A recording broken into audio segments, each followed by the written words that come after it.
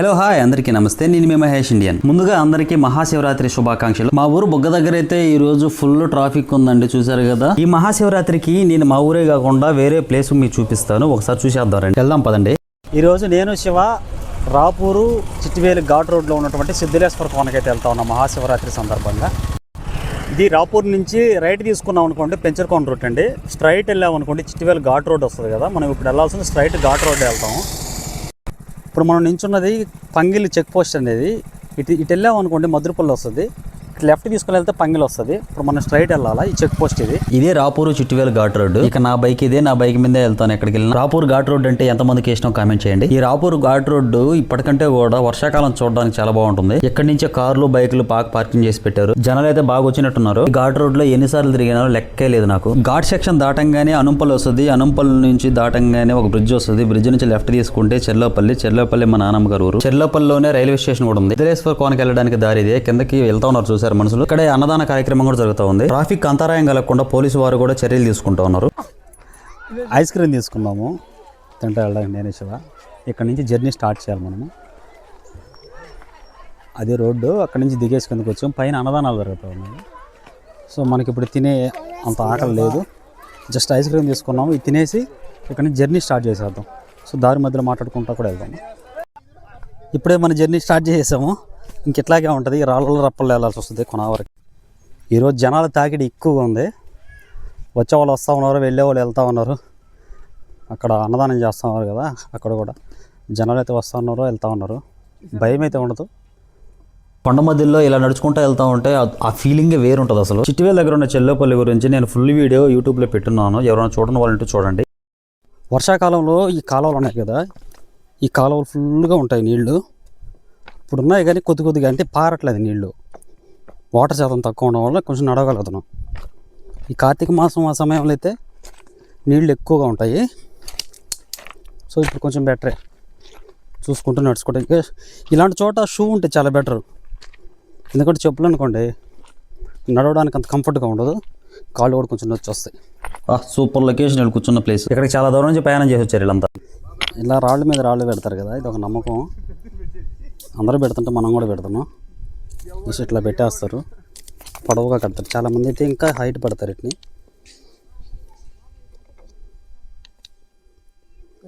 ఈ విధంగా చాలామంది పెడతారు. నేను ఒకసారి చూపిస్తాను వెనక. మీరు ఎవరైనా ఇలాంటి రాళ్ళు పేర్చారా పైకి? కామెంట్ చేయండి.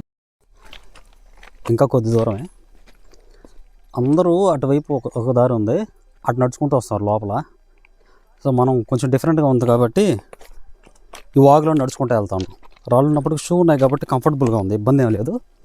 ఇక్కడి నుంచి వెళ్ళిపోదాం మనం అయితే. మనకు రావాలంటే మీరు రాపూర్ నుంచి చిట్టివేలుకి వెళ్ళే ఘాట్ రోడ్ ఏదైతే ఉందో, మీరు ఘాట్ సెక్షన్లోకి ఎంటర్ అయిన తర్వాత రైట్ సైడ్లో ఒక చిన్న బోర్డు అవుపడుతుంది మనకు, సిద్ధేశ్వర కోన అని చెప్పేసి.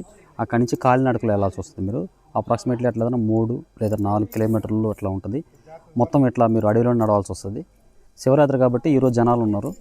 మిగతా రోజుల్లో కొంచెం చూసుకొని తోడుండేటట్టు చూసుకోండి. చిన్నపిల్లలు, ఆడవాళ్ళు, ముసలివాళ్ళు తేడా లేకుండా నడుచుకుంటూ వస్తున్నారు ఎంతో ఉత్సాహంగా. ఈ దారిలో కోతులు అయితే ఎక్కువ ఉన్నాయి. చేతిలో ఏదన్నా ఉంటే మాత్రం పెరిగేసుకుంటాయి. చాలా జాగ్రత్తగా రావాలి అక్కడ, కేర్ఫుల్గా. చాలామంది భయపడుతున్నారు కూడా. దారి మధ్యలో ఇలాంటి ప్రకృతి అందాలు చూసుకుంటూ వెళ్ళాలంటే అదృష్టం కూడా ఉండాలా. కానీ వచ్చేటప్పుడు వాటర్ కూడా ఉండాలా, దాంతోపాటు ఫుడ్ కూడా ఉండాలా. ఈరోజు శివరాత్రి కాబట్టి ఫుడ్ దొరుకుతుంది. కానీ మామూలు టైంలో మాత్రం ఖచ్చితంగా త్రాగునీరు, కనీసం తిండి అయితే తెచ్చుకోండి. ఇక్కడైతే ఏం దొరకవు. అదేవిధంగా చాలా జాగ్రత్తగా రండి. అటవీ ప్రాంతం కాబట్టి చిన్నపిల్లల్ని, వృద్ధులను తీసుకొచ్చేటప్పుడు కొంచెం జాగ్రత్తగా రావడం బెటరు. ఈ లొకేషన్ చూస్తే మీకు అర్థమైపోయి ఉంటుంది. ఇక్కడ ఎక్కువ ఎదురు చెట్లు ఉన్నాయి. ఈ ముళ్ళుగా ఉన్నాయి ఎదురు చెట్లు మొత్తం. చూడండి, ఎదురు చెట్లు అంతా ఉన్నాయి. మన పెంచలకోన చూడడానికి వచ్చిన వాళ్ళు ఈ ప్లేస్కి కూడా ఒకసారి వచ్చి చూడండి, చాలా బాగుంటుంది.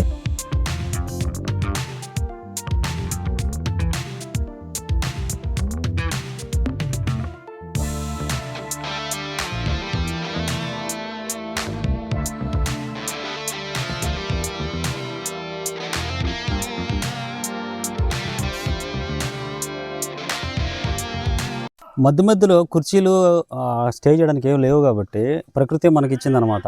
టేబుల్స్ లాగా చెట్లు పడిపోయినాయి కదా, ఇవే చాలా బాగుగా ఉన్నాయి కూర్చోవడానికి.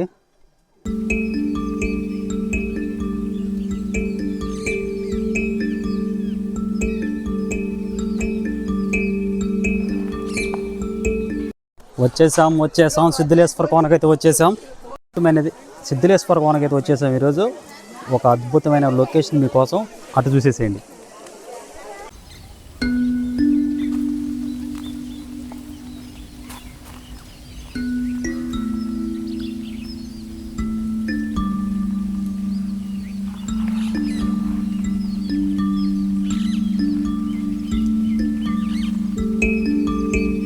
ఈ పెంచలకోన అభయారణ్యంలో ఇలాంటి గుడులు దాదాపుగా ఒక 4 తెలుసు నాకైతే.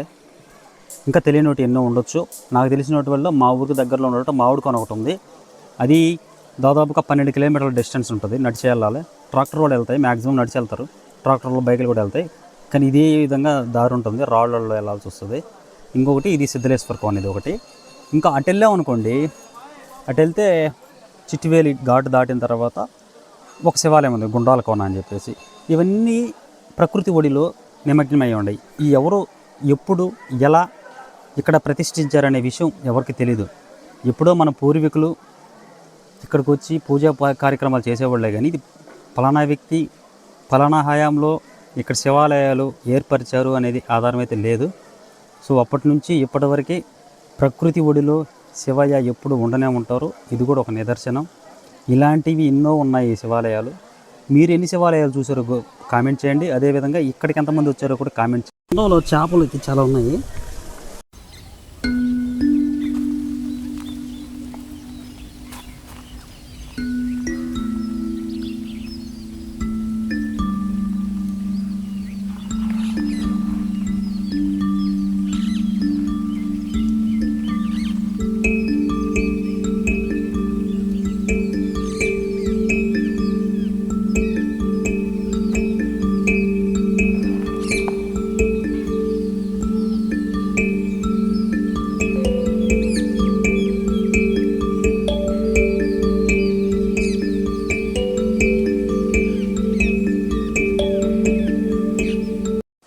వర్షాకాలంలో ఇక్కడ మనం నిలబడ్డ వాటర్ ఫాల్ అయితే ఇక్కడంతా వాటర్ వచ్చేస్తాయి.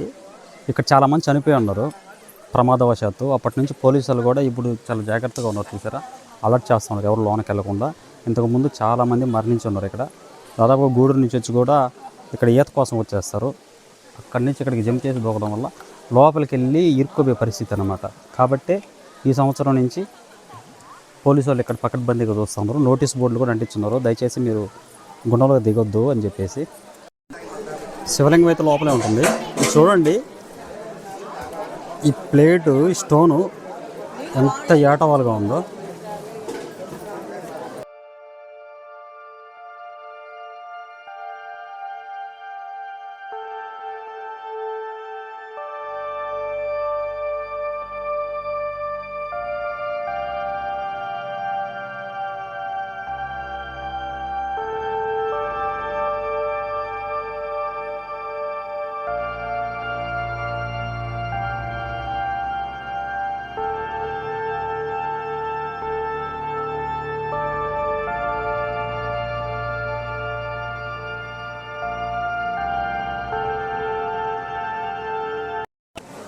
ఇక్కడ దర్శనం చేసేసుకున్న తర్వాత అన్నదానం చేస్తారు మళ్ళీ ఇక్కడే లోపలే. భోజనం చేసుకుందాం. ఫస్ట్ ఏమేమి ఐటెం పెడతారో కూడా చూద్దాం, ఒకసారి వెళ్దాం లోపలికి. రైస్, వెజ్ కుర్మా, సాంబారు, రసం, పెరుగు కూడా ఉంది. భోజనం అయితే పెట్టించుకుందాము. మన ఫుడ్ వన భోజనాలు ఇదే లొకేషన్లో కూర్చొని మనం భోజనం చేస్తా ఉన్నాం. వీళ్ళు ఎప్పుడో మార్నింగ్ వచ్చారంట, ఇక్కడే ఉన్నారు చేపలు పరుచుకొని. చాలామంది ఇక్కడే స్టే చేస్తూ ఉన్నారు, నైట్కి కూడా ఇక్కడే ఉంటారంట వీళ్ళంతా. దేవుని అద్భుత లీల ప్రకృతి ఒడిలోనే ఉంటారు అనుకుంటా శివయ్య. ఎప్పుడు మీలో ఎవరైనా ఈ ప్లేస్లో నైట్ స్టే చేశారో కామెంట్ చేయండి. నా లాంటి ప్రకృతి ప్రేమికులకి ఒక ఫుల్ విందు లాంటిది ఈ ప్లేస్. ఇక్కడ ఒక వ్యక్తి ఉన్నారు, ఆయన ఎక్కడి నుంచి వచ్చారో ఒకసారి కనుక్కుందాం. ఏం పేరన్నా మీ పేరు? నా పేరు మీనేశ్వరం. మీనేశ్వరం. ఎక్కడి నుంచి?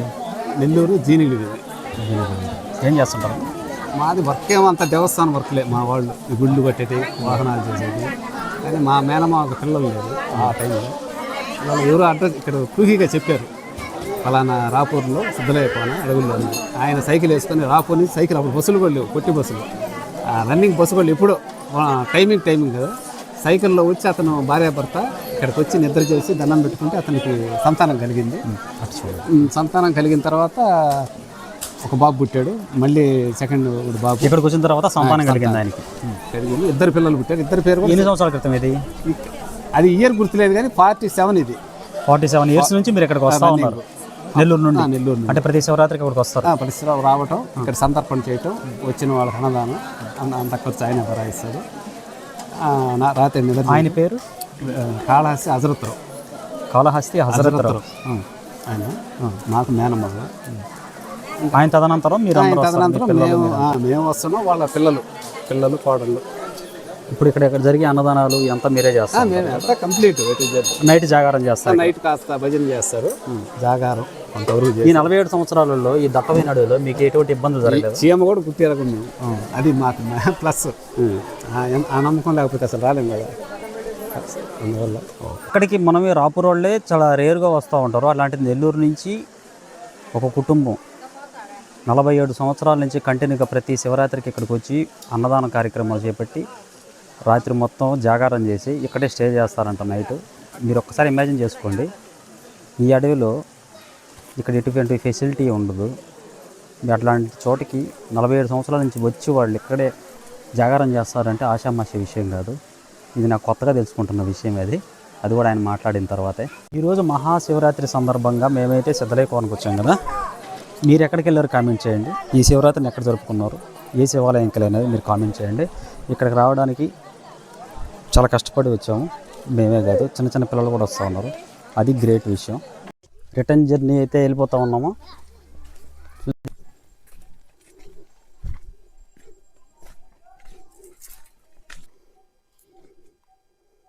సిద్ధిలేశ్వర కోన అయితే చూసేసుకున్నాము. రిటర్న్ జర్నీ అయితే వెళ్ళిపోతున్నాం. మళ్ళీ మా ఊర్లో బుగ్గేశ్వరాలయానికి వెళ్దాం, అక్కడ చూద్దారండి. బుగ్గేశ్వరాలయంలో మహాశివరాత్రి అట్టహాసంగా జరుగుతూ ఉంది. అదేవిధంగా ఇక్కడ నుంచి ఆకిరివలస గ్రామానికి దేవుని యొక్క చిత్రపటాన్ని తీసుకెళ్ళి అక్కడ కూడా జాగారం చేస్తారు గ్రామాలలో. మనం అది కూడా చూద్దాము. ఇక్కడ చూసారా అన్నదానాలు, ఒకవైపు అన్నదానాలు జరుగుతూ ఉన్నాయి, బ్యాక్గ్రౌండ్లో కార్యక్రమాలు మొత్తం జరుగుతున్నాయి గుడి లోపల. ఇది స్వామివారి కళ్యాణం జరుగుతూ ఉందండి. ఇక్కడ స్వామివారి కళ్యాణం చూసే భాగ్యం నాకు దక్కిందంటే చాలా ఆనందంగా ఉంది నాకు. మీలో ఎంతమంది ఈ శివరాత్రికి మా ఊరి శివాలయం అయినటువంటి బుగ్గేశ్వరాలయానికి వచ్చారో కామెంట్ చేయండి.